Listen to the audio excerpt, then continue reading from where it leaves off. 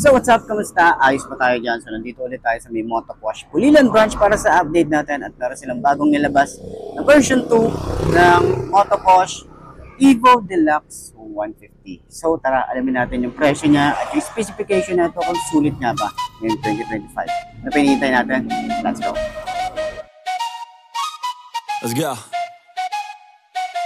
I got big dreams, I'ma do big things. Yeah, you see me on the big screen looking so clean. I don't move slow, I move fast, right past anybody taking life for granted. Yeah, that's too bad. I'd be grateful for everything that I have. You only got this life, you don't get it back. Make the most of it, become the best that I can. Everybody look at me, I got a plan.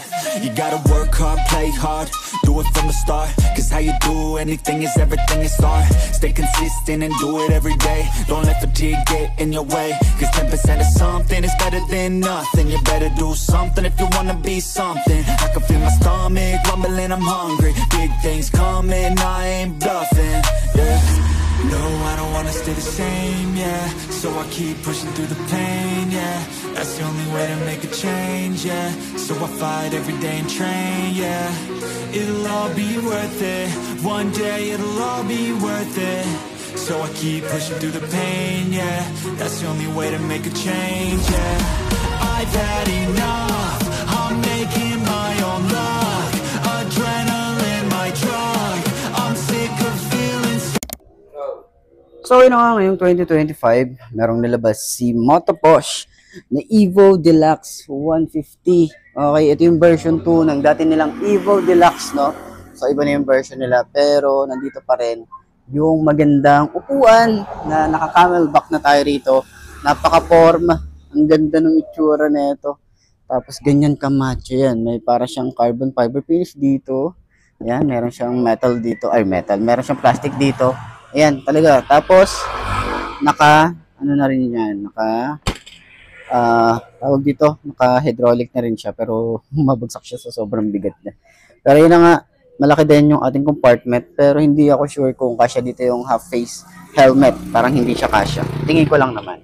And sa ating panggilid, meron tayo rito ang kickstart, pero bulky rin siyang tingnan. Okay? So, dito naman, sa ating bracket, meron tayong lagayan ng ating top box. Okay? So, makapal din naman yung metal na ginamit dito.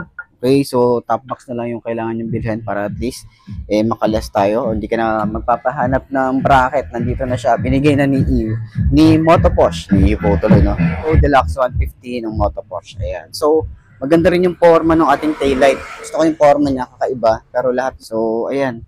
Sa harap naman, kita naman natin kung ano yung itsura niya. Okay? So, nakakiles nga pala to. And then, naka-disusi na rin siya. Ganito yung itsura ng susi niya.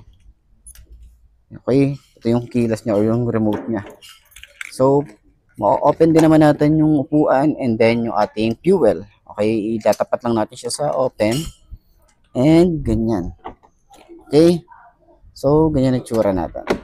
So, upuan natin sa ating 5'2" na kagaya ko. Sa mga gustong bumili ng ganitong motor. No, 5'2" ang ating height. Okay, gano'n nga ba siya kabigat or kagaan? Ganyan ang tsura niya kapag naka-side stand. Okay. So nga pala yung kanyang panel gauge, same pa rin naman dun sa version 1 nila, no, na Evo Deluxe 150 na version 1. So ngayon version 2, ang nabago dito is yung mukha. Okay, yung front niya, yung front face niya.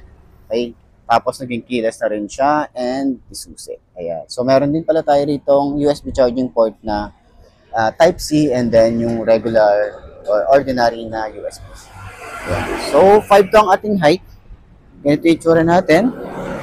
Sa upuan, ganda ng upuan.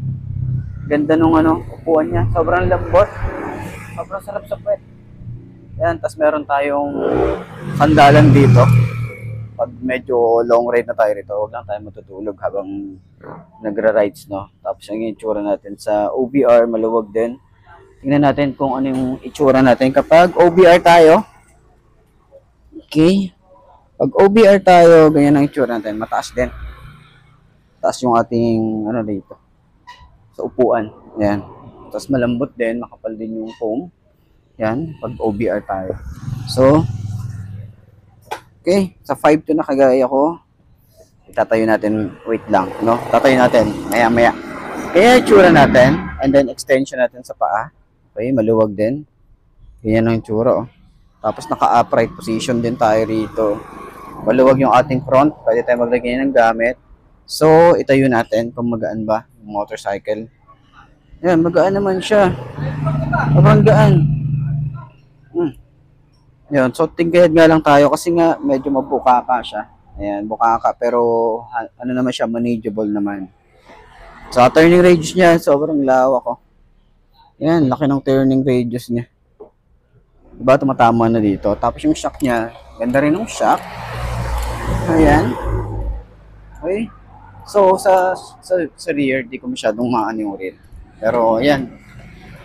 Bumabalik naman siya agad. Kaya na akong humusga. So, maganda. Puntahan nyo dito sa Motoposh Pulilan para at least ma-experience nyo yung experience ko. No? Kung ano nga ba, kung sulit ba sa inyo itong motorcycle. So, sa halagang 75,000, meron ka na ganitong motorcycle na naka NMAX na version 2. Okay, so saktong-sakto din. Evo Deluxe version 2 din ang isang to. So, malay natin yung version 3 nito is yung parang turbo na ng NMAX, di ba? Malay natin. So, yun na nga, no? Maganda rin yung side stand niya. Tapos, meron din pala tayo rito yung side stand kill switch. Okay? So, i-side stand natin, ay center stand natin kung magaan ba siya.